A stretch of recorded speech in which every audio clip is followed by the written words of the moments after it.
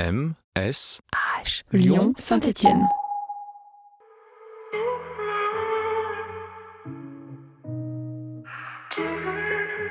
Je travaille sur le développement du langage chez l'enfant. Moi, je trouve qu'ici, sur la biennale, en fait, on rencontre des intérêts pour les langues qu'on ne rencontre pas dans les laboratoires de linguistique. Je travaille en acquisition du langage chez le jeune enfant.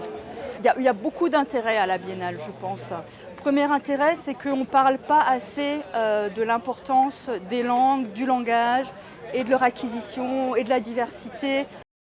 Je suis linguiste dans deux aires différentes, la description des langues à tradition orale qu'on n'a jamais décrites et la revitalisation des langues en danger.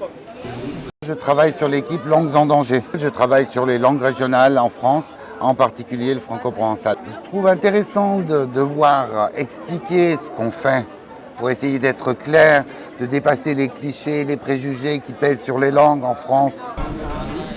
Peut-on parler sans mots ? Alors à première vue, on va dire non.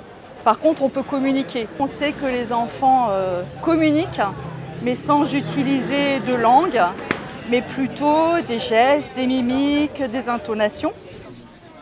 Le langage SMS, une nouvelle orthographe. Il y a eu des préoccupations des parents, comme quoi ça allait bouleverser l'orthographe des enfants. Et en fait, on se rend compte que finalement, pas tellement.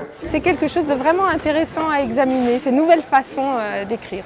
Une langue morte peut-elle revivre ? Une langue qui aurait définitivement cessé d'être parlée, est-ce qu'on peut la réanimer ?